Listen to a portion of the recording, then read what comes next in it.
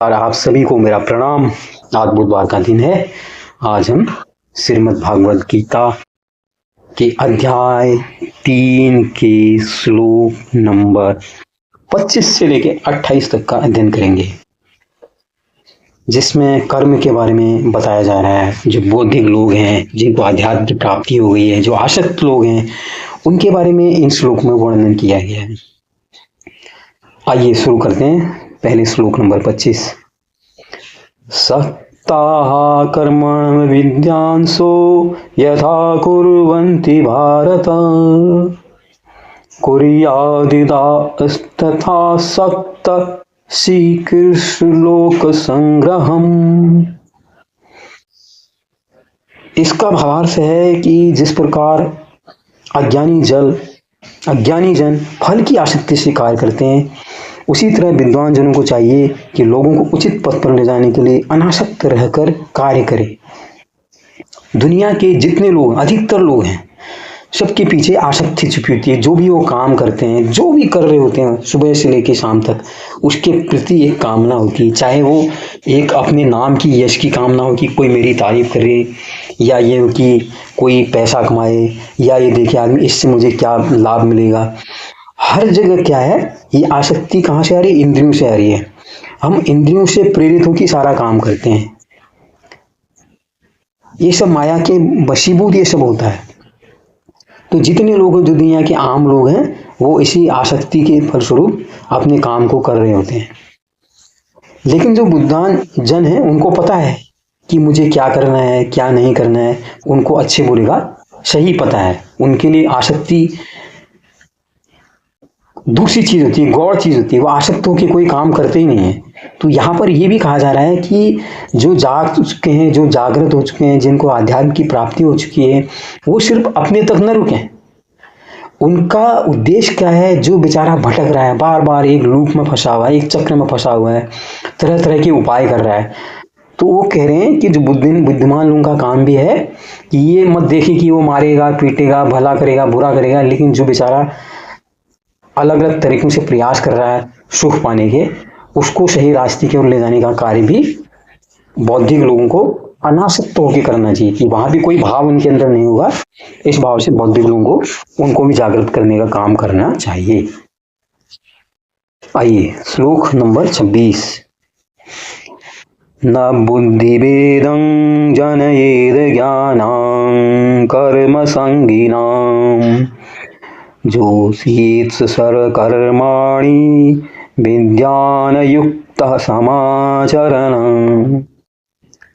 इसका भावार्थ है, विद्वान व्यक्ति को चाहिए कि उस काम कर्म आसक्त अज्ञानी पुरुषों को कर्म करने से रोके नहीं, ताकि उनके मन विचलित न हो, अपितु भक्ति भाव से कर्म करते हुए वो उन्हें सभी प्रकार के कार्यों में लगाए, जिससे उनका आध्यात्मिक उत्थान हो। क्या कह रहे हैं? जो लोग जागते हैं, जो आध्यात्मिक लोग हैं, वो उनको करने दो। वो जो कर रहे हैं, जो अपनी लाइन में लगा हुआ है, ऑफिस जा रहा है, पढ़ा रहा है, लिखा रहा है, जो भी काम कर रहा है, कहते हैं उसको करने दो। क्योंकि अगर आप उनको उनके काम से भटकाओगे, वो भटक जाएगा। उसको भटकने मत दो। उसको अपना मन जहां लगा रहा है अपने काम में, उसको लगे रहने दो, कोई दिक्कत नहीं है। लेकिन यहाँ पर आपका काम क्या है? जब जब आपको मौका मिले, उसको थोड़ा उसी के काम के साथ जोड़ के उसको आध्यात्म की ओर प्रेरित करने की प्रेरणा दें कि भाई थोड़ा ये भी है, थोड़ा वो भी है। मतलब एक चर्चा बना के रखें, जिससे, क्योंकि हर आदमी जो एक सांसारिक आदमी है, हर आदमी कष्ट में फंसा हुआ है, तरह तरह के उपाय करता है।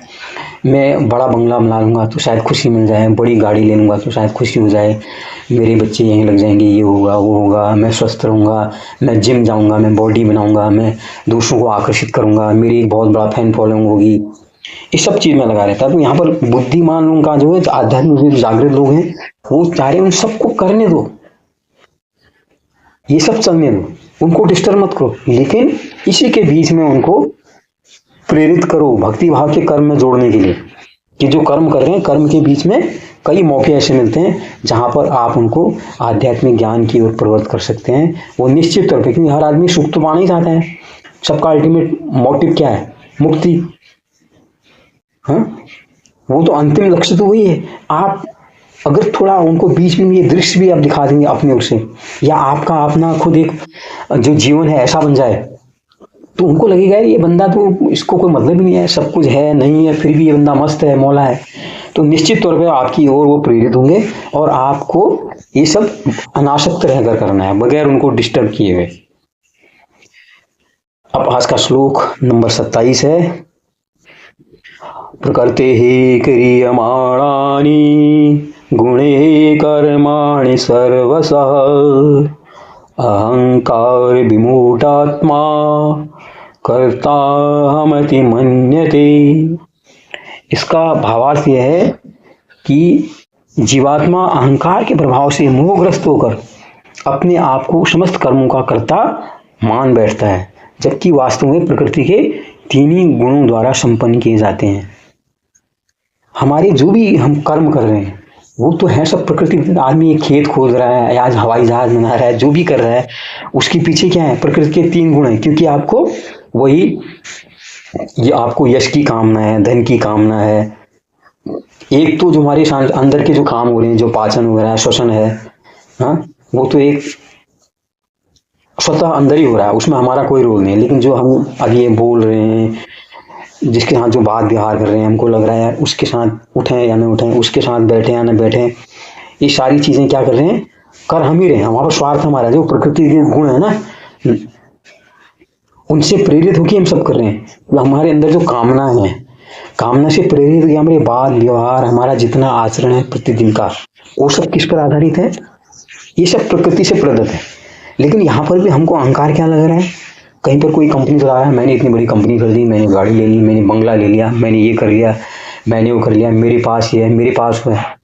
वो क्यों है, ये सब प्रकृति के गुण है, उनकी वजह से ये इसके अंदर कामना उठी हुई है। लेकिन वो ये नहीं जान रहा है, जो कर रहा है, जो इंसान है वो ये नहीं जान रहा है कि यार ये मैं तो खाली माध्यम, मैं थोड़ी कर रहा हूँ, मेरे को प्रकृति करा रही है। तो यहाँ पर उसका अहंकार क्या जागता है, कर तो मैं रहा हूँ, मैं ये, मैं वो, यही तो चलता रहता है पूरी जीवन में। आज का अंतिम श्लोक, श्लोक नंबर 28 अध्याय 3 का। तत्त्ववित्तु महाबाहु गुण कर्म विभागयोः गुणा गुणेषु वर्तन्त इति मत्वा न सज्जते।